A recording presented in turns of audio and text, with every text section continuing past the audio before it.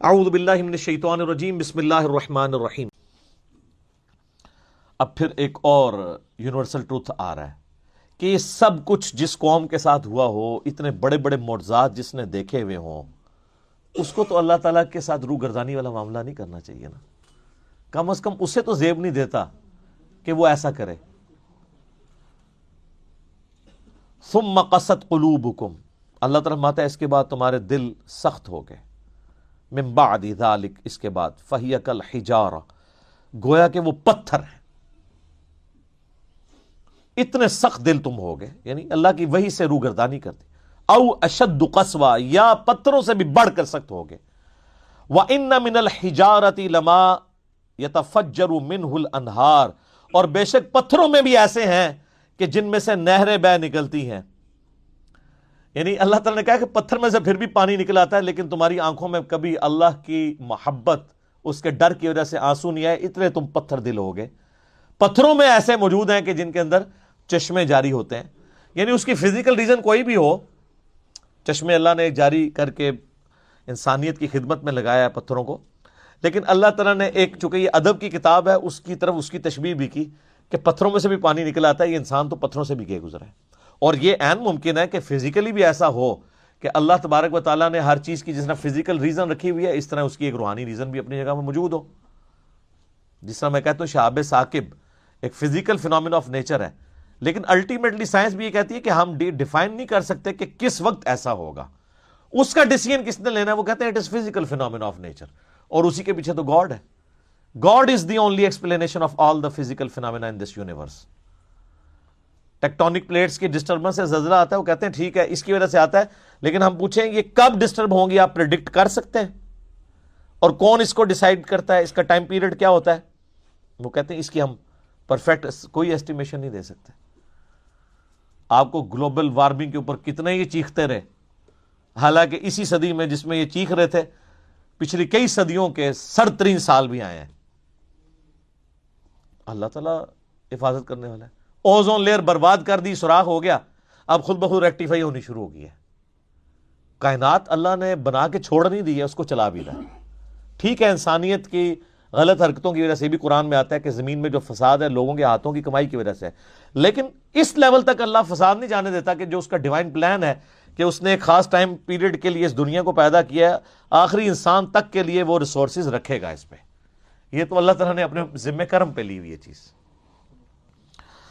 وَإِنَّ مِنْهَا لَمَا يَشَّقَّقُ فَيَخْرُجُ مِنْهُ الْمَاءُ، اور اللہ تعالیٰ فرماتا ہے پتھروں میں بھی ایسے ہیں جو پھٹ پڑتے ہیں اللہ تعالیٰ کے خوف کی وجہ سے، ان میں سے پانی نکلنا شروع ہو جاتا ہے۔ وہ تو سورۃ الاعراف میں بھی آگے چل کے آئے گا نا، لَوْ أَنزَلْنَا هَذَا الْقُرْآنَ عَلَى جَبَلٍ لَرَأَيْتَهُ خَاشِعًا مُتَصَدِّعًا مِنْ خَشْيَةِ اللَّهِ، اگر ہم قرآن کسی پہاڑ پر نازل کرتے تو وہ بھی پھٹ جاتا، ریزہ ریزہ ہو جاتا اس کے اثر کی وجہ سے۔ تو یہ محمد رسول اللہ صلی اللہ علیہ وآلہ وسلم کا مبارک سینہ ہے جس پہ قرآن نازل ہوا ہے۔ جی صلاۃ و محمد و آل محمد، اللہم صلی علی محمد وعلی آل محمد۔ وَإِنَّ مِنْهَا لَمَا يَهْبِطُ مِنْ خَشْيَةِ اللَّهِ، اور کئی ایسے ہیں جو خوف کے مانند پتھر ایسے ہیں کہ وہ اللہ کے خوف سے گر پڑتے ہیں، ایسی ان کے اوپر بھی خشیت طاری ہوتی ہے۔ لیکن یہ ساری چیزیں ہم آبزرو نہیں کر سکتے الا یہ کہ وقت کا پیغمبر موجود ہو اور اللہ تعالیٰ اس کے ساتھیوں کا ایمان بڑھانے کے لیے ایسی چیزیں آبزرو کروا دے۔ وہ تو صحیح بخاری میں حدیث ہے، عبداللہ ابن مسعود کہتے ہیں کہ نبی علیہ السلام کے مبارک زمانے میں ہم کبھی آپ کے ساتھ کھانا کھاتے تھے تو ہم نوالے میں سے تسبیح کی آواز بھی سنتے تھے۔